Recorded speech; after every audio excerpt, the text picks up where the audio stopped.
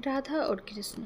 सतयुग और त्रेता युग बीतने के बाद जब द्वापर युग आया तो पृथ्वी पर झूठ, अन्याय, असत्य, अनाचार और अत्याचार होने लगे और फिर प्रतिदिन उनकी अधिकता में वृद्धि होती चली गई। अधर्म के भार से पृथ्वी दुखित उठी। उसने ब्रह्मा, विष्णु और शिव के पास पहुंचकर प्रार्थना की कि वे उसे इस असहनीय भार से मुक्त करें, लेकिन वे तीनों ही पृथ्वी को इस भार से मुक्त करने में असमर्थ थे। कोई उपाय न देखकर विष्णु ने कहा, चलिए हम लोग भगवान के पास चलें, वही हमें कोई उपाय बता सकते हैं। विष्णु, लक्ष्मी, ब्रह्मा और शिव के साथ गोलोक में पहुँचे तो उन्होंने परम ब्रह्मा परमेश्वर को कृष्ण के रूप में और उनकी माया को राधा के रूप में देखा। गोलोक के वृंदावन नामक सुंदर और सुरम्य वन में एक सुंदर आश्रम था। उसी के निकट एक नदी बह रही थी।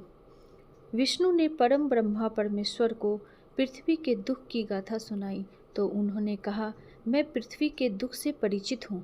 पृथ्वी को भार मुक्त करने के लिए शीघ्र ही मैं ब्रज में कृष्ण के रूप में अवतार लेने वाला हूँ। मैं वासुदेव की पत्नी देवकी के गर्भ से जन्म लूँगा और क्योंकि मैं अपनी माया से और मेरी माया मुझसे पृथक नहीं रह सकती, इसीलिए मेरी माया राधा के रूप में बरसाने में वृषभानु गोप के घर में जन्म लेगी और उसके बाद मैं पृथ्वी को इस भार से मुक्ति दिलाने का प्रयास करूंगा। क्योंकि एक एक पापी का बद्ध करना कठिन है, इसीलिए मैं ऐसा उपाय करूंगा कि संसार के समस्त पापी स्वयं ही लड़ भिड़ कर पृथ्वी को भारहीन बना दें। आप लोग निश्चिंत होकर अपने अपने धाम को पधारिए और मेरे आदेशों की प्रतीक्षा कीजिए। विष्णु आदि देवताओं ने परमेश्वर को प्रणाम किया और अपने अपने लोक में आकर परम पिता के आदेश की प्रतीक्षा करने लगे। कुछ समय बाद ही अत्याचारी और अनाचारी मथुरा नरेश कंस के कारागार में बंदी वासुदेव की पत्नी देवकी ने एक बालक को जन्म दिया। बालक के रूप में जन्म लेने से पूर्व ही भगवान ने उन्हें अपनी योजना बताते हुए आदेश दिया था कि वासुदेव जी उन्हें गोकुल में नंद गोप की पत्नी यशोदा के पास छोड़ आएं और उसी समय उनके गर्भ से जन्म लेने वाली कन्या को लाकर कंस के हवाले कर दें। वह कन्या मेरी योग माया है। वासुदेव ने ऐसा ही किया और कृष्ण गोकुल में नंद गोप की पत्नी यशोदा की गोद में पलने लगे।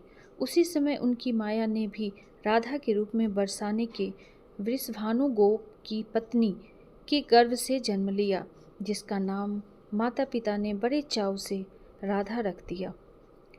अलग अलग गांव में रहते हुए भी राधा और कृष्ण बचपन से ही एक दूसरे को चाहने लगे थे।